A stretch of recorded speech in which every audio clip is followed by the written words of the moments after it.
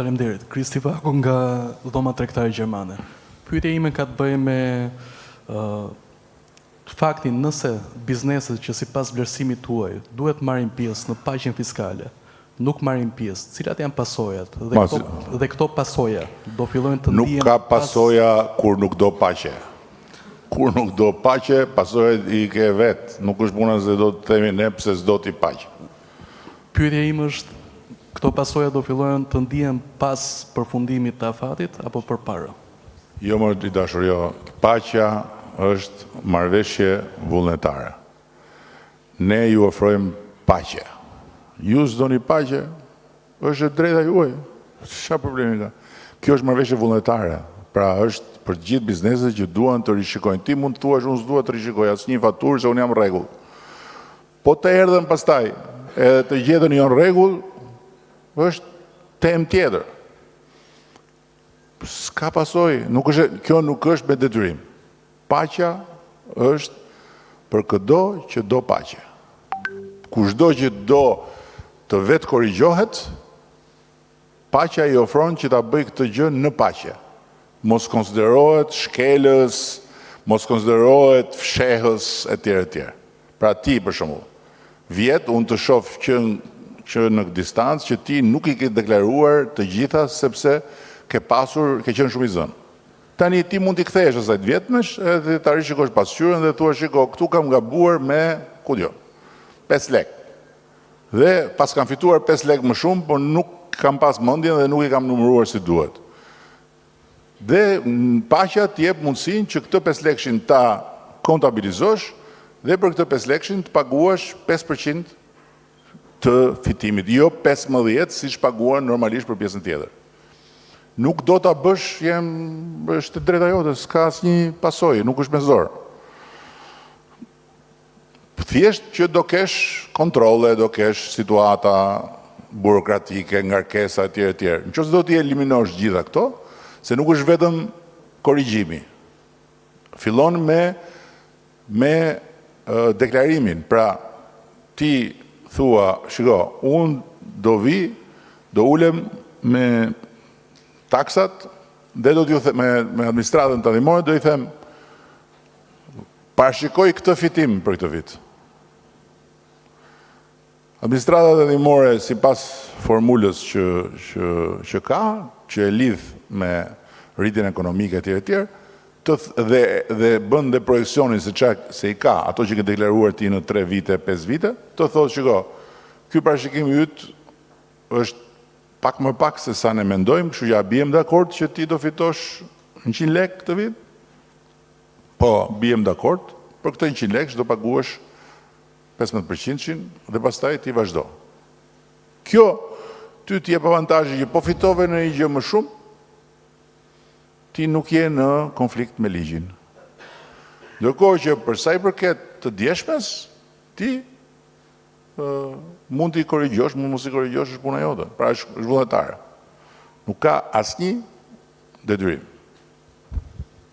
Jemi të qartë? Jep, keni disa duar atje nga fundit, lutem.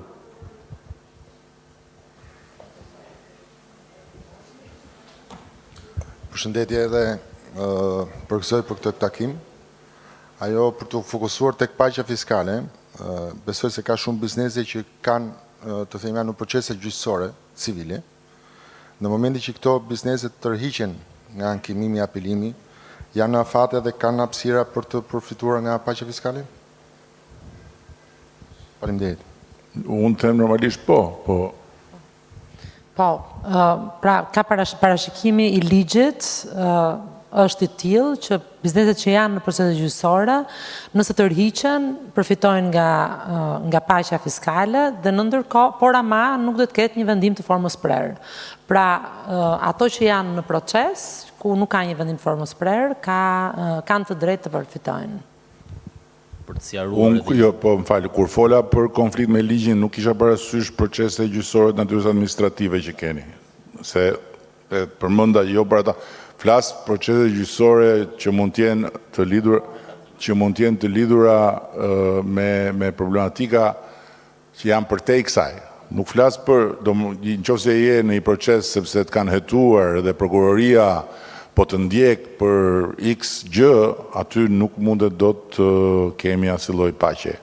Ndërkohë që për këto administrativet që janë problematika të kësaj fushë, sigurisht nëse të riqeni nga procesi, të riqeni nga lufta, bëni paqe. Kjo është shumë e thjeshtë. Doni luftë, vazhdoni luftë me gjykata aty. Po, është dhe një zonjë, po.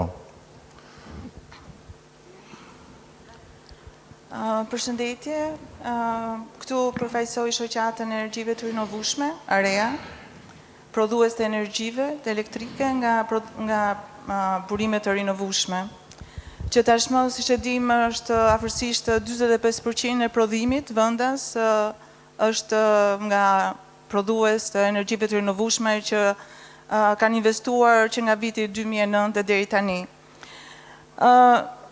Në lidhje me temën kryesore, do thoja që është paqja fiskale, ndoshta antarët e shoqatës tonë dhe në përgjithësi prodhuesit e energjive të rinovueshme nuk kapen sepse për shkak të transparencës dhe formalitetit të plot 100% që ato kanë, për arsye se kanë vetëm një faturë. Por, do thoja, jam këtu për të kërkuar vëmendjen tuaj në lidhje me sigurinë juridike të këtyre investimeve, që do thoja nga viti 2020 është në një kërcënim, do thoja, persistent. Të dy ministrat aty janë, ndoshta ja kam paraqitur edhe më përpara problemet që kemi. Në lidhje së pari në mënyrë të më konkrete, nga viti 2020 kanë filluar që qeveritë vendore të ofrojnë taksa, tarifa, do thoja, tarifa të reja të cilat ndonjëherë e tejkalojnë edhe fit koncesionare, në mënyrë duke na krijuar në probleme ligjore. Gjithashtu probleme tarifa të cilat nga agjensi të cilat nuk kanë lidhje fare me zbatimin apo me prodhimin e energjisë elektrike, siç janë tarifat për zonat e mbrojtura, të cilat i dedikohen ndotësve të energjisë gjatë operacioneve të ndërtimit apo për turizëm e gjëra të tjera, po jo prodhimit të energjisë elektrike nga burimet e rinovueshme, e cila është prodhim i pastër, apo së fundi që autori është një ministri i financës i tarifës të AKBN-s, ku